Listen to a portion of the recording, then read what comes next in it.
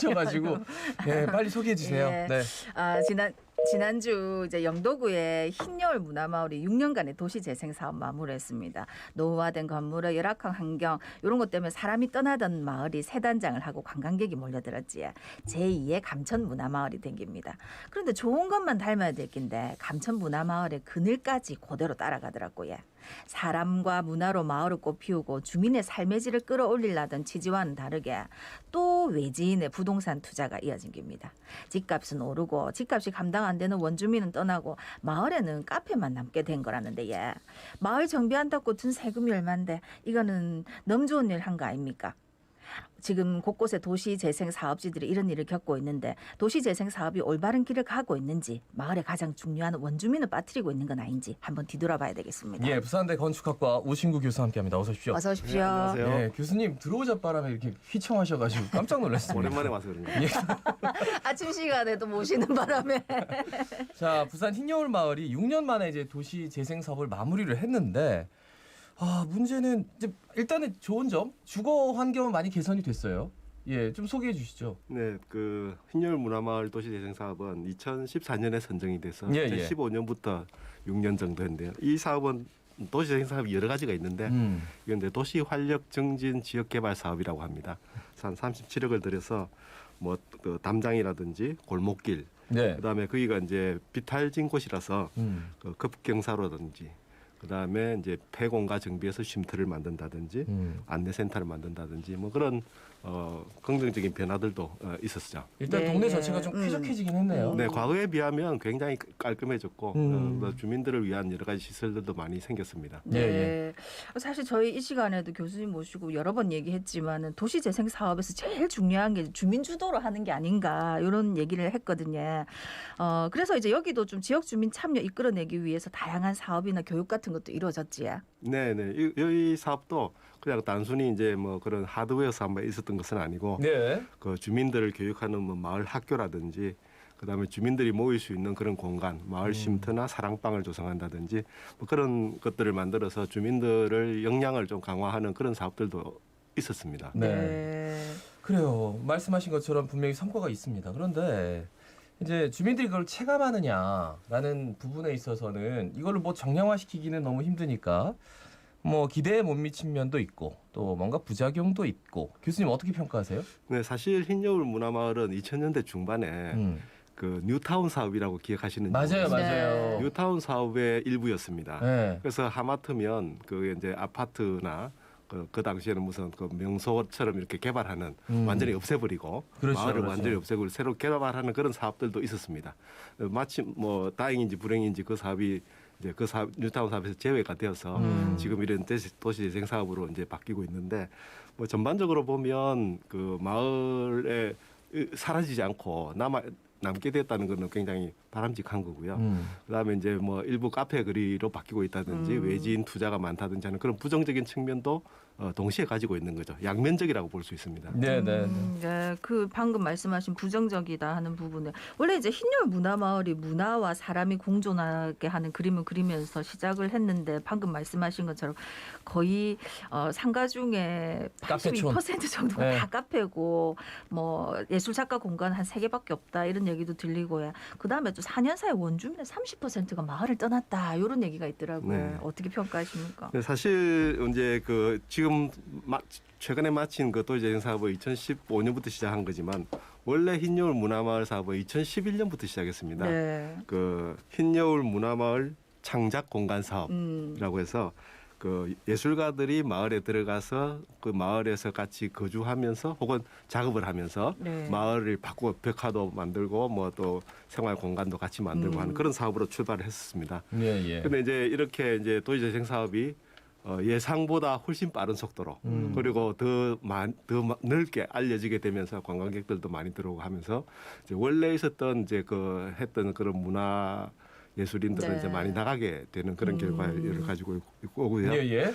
뭐 그렇지만 또 한편으로는 이제 이 그냥 알려지지 않았지 않습니까? 그렇죠. 2010년대 전만 네. 하더라도 예. 흰열 문화마을 몰랐지 몰랐지. 않습니까? 몰랐어요, 근데 지금 몰랐어요. 80만이 오는 그런 관광지가 되었죠. 음. 또 부산이라고 하는 전체 차원에서 보면 80만을 끌어들일 수 있는 그런 관광지를 만든다는 게 인위적으로 만들려고 하면 굉장히 네. 어렵지 않습니까? 그렇죠. 근데 이제 흰여울 문화마을이라고 하는 것이 가지고 있는 그 장소적인 장점, 조망, 그다음 경관 뭐 이런 것들이 워낙 또 뛰어나기 때문에 이렇게 그렇죠.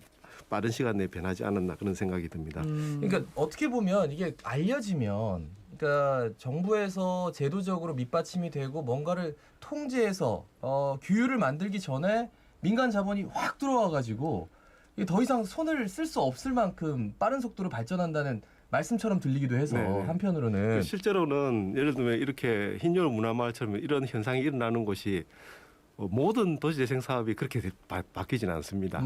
예를 들면 서울 같으면 이제 북촌이나 네. 익선동, 예예 부산 같은 경우에는 감천문화마을, 예예 그다음에 뭐 점포동 카페거리 정도이죠. 실제로 도시재생 사업을 한다고 해서 다 이렇게 바뀌는 건 사실은 아니라는 거죠. 그렇게 바뀔 수 있는 잠재력이나 그런 여건을 갖춘 곳이 이렇게 바뀌지 모든 도시재생은 그렇지 않다는 생각을 합니다. 네. 예. 네. 그래서 이제 결국은 이제 굉장히 좋으니까 외부에서도 그리고 힘이 있으니까 몰려들어서 부동산을 이렇게 산단 말이에요. 그래서 이제 가격이 급등하고 원주민들은 떠나고 둥지 내몰림, 젠트리피케이션 계속 반복되고 있거든요. 네. 그 실제로 이제 방금 말씀하신 그런 것도 부산의 도시재생 사업이 뭐 이 사업, 이 비슷한 이 사업만 예. 하더라 한 60군데를 했고요. 네. 도시재생 뉴딜 사업, 문재인 정부에서 추진하고 있는 뉴딜 사업만 해도 20군데 넘게 추진하고 있습니다. 또 이런 현상이 발생하고 있는 곳은 정말 한 손가락으로 꼽을 수 있는 정도거든요. 나 오히려 이렇게 그러니까 물론 이제 그림자가 있지만 그렇죠. 네. 이 정도로 활성화된 곳은 별로 없다. 없죠. 오히려. 네. 그렇지만 이제 이런 현상이 일어나고 이제 너무나 도시재생 사업이 성공이 되어서 이렇게 되었을 때 이제 원주민들이 쫓겨가는 문제라든지 네. 그다음에 이제 부동산 가격이 너무 급등해서 외지인들이 들어온다든지 그리고 원래 그 마을을 만들었던 문화예술인들이 나가야 되는 그런 상황은 사실은 좀 예측을 하고 막을 수 있었다면 훨씬 좋았겠죠. 아니 그러면은 뭐 법적으로 이 외지 자본이 좀 못 들어오게 규제를 하는 뭐 이런 건 없습니까? 네, 근데 우리나라 사회 체제상 네. 그렇게 그렇죠. 막기는 힘들고요. 다만 지금 혹시 감천문화마을에 가면 뭐 우리가 흔히 볼 수 있는 카페, 그 프랜차이즈 카페라든지 이런 걸 보신 적 네, 없으시죠? 없어요. 예. 네, 그건 왜냐하면 감천문화마을 같은 경우에는 그 경관 보존형 지구 단위 계획이라고 해서 건축물의 용도, 그다음에 형태, 높이 이런 것들을 규제를 하고 있습니다. 네. 그러니까 미리 이제 감천문화마을도 조금 늦었긴 했지만 그래도 다행스럽게 그게 만들어져서 지금 뭐 그런 뭐 우리가 흔히 아는 대기업, 대자본의 프랜차이즈가 들어오지 못하게 막은 그런 예. 상황이거든요. 그다음에 또 이제 건물들이 너무 큰 건물들이 들어와서 감천문화마을들의 원래 경관을 망친다든지 네. 그런 것들을 막고 있습니다. 지금 흰여울 문화마을도 사실은 그런 상황을 지금 좀 가고 있거든요. 그러니까 큰 건물들이 지금 들어오고 있어요. 네네. 네, 과거에 그런 조그마한 그런 마을들이 모여 있는 모습이 점점 사라지고 있다는 거예요. 그래서 그런 것들을 막을 수 있는 방법이 있다면 지금이라도 그런 좀 제도적으로 막을 수 있다고 생각합니다. 아니 흰여울 문화마을 우리도 몇 번 얘기했고 거기 뭐 건물 뭐 이렇게 여러 가지 뭐 얽혀 있는 얘기도 하긴 했는데 사실은 흰여울 문화마을은 경관을 이렇게 바다 해안가를 딱 중심으로 그게 중요한데 거기 계속 큰 건물들이 생겨버리면 해운대 앞바다처럼 되는 거 아닙니까? 그렇죠. 그 우리 흰여울 문화마을을 이제 부산의 산토리니 마을이라고 하지 않습니까? 예. 산토리니 마을이 지금도 계속 이렇게 세계적인 관광지가 된 이유는 옛날에 그 전통적인 네. 마을 형식과 주택 이런 것들이 남아 있기 때문인데 지금 이제 그 아주 대규모의 그런 뭐 시설들이나 건물들이 들어서게 된다면 그건 이제 흰여울 문화마을이 가진 원래 자산을 상실하게 잃어버리는 네. 그런 결과를 가져오게 되겠죠. 근데 저는 이제 궁금한 부분이 이제 감천문화마을 같은 경우에는 마을 공동체가 그나마 잘 움직인다라는 얘기를 좀 들었는데 흰여울 문화마을은 이런 마을 공동체가 좀 움직이는 여지가 있는지 왜냐하면 거기 사시는 분들 입장에서는 어떻게 보면 굉장히 귀찮은 일일 수도 있어요. 외지 관광객들이 막 그렇지. 오면 그러면 네. 아 나 귀찮아 나 팔고 나갈래 이렇게 할 수도 있는 거거든요. 네. 그래서 그 말씀 좀 여쭤보세요. 네, 그래서 실제로 이제 이렇게 투어리즘하고 결합된 도시재생 사업의 예. 경우에 이제 주민들이 불편을 실제로 겪고 있고 네. 또 많은 외지 자본들이 들어오면서 이제 그 자본에게 자기가 오래 살던 집을 매각을 하거나 해서 이제 밖으로 나가고 아니 그렇죠 또 임대인 같은 경우에는 더 높은 그 임대료를 내지 못해서 네. 나가야 되는 그런 상황들이 있는데요.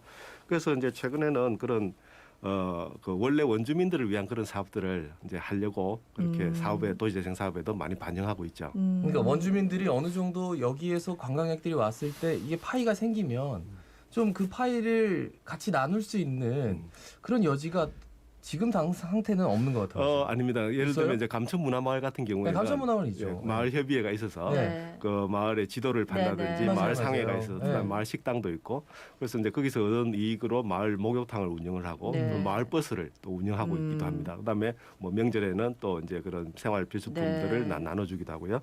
그래서 그런 그 마을 협의회가 그러니까 결국은 이제 도시재생 사업의 핵심은 주민이잖아요. 네. 주민들이 그 주체를 이제 역할을 해야 되는데 흰여울 문화마을 같은 경우에는 주민의 숫자가 좀 작습니다. 아. 네, 원래 이제 한 700여 명 됐는데 지금은 한 400 몇십 명 정도 네. 이렇게 많이 줄어들었죠. 네. 예, 예. 그러다 보니까 아무래도 주민들이 주민들의 역량이라든지 이런 부분들이 조금은 결집시키기가 좀 어려운 부분도 있지 않을까 그런 생각이 좀 듭니다. 뭐 지금까지 쭉 흰여울 문화마을 사례 보면 좋은 뭐 순기능도 있고 또 아닌 부분도 있다 이렇게 얘기를 했는데 지금 여기 말고도 이제 원도심 중심으로 도시재생 사업 활발하게 진행되고 있다니까 그런 데는 좀 어떻습니까?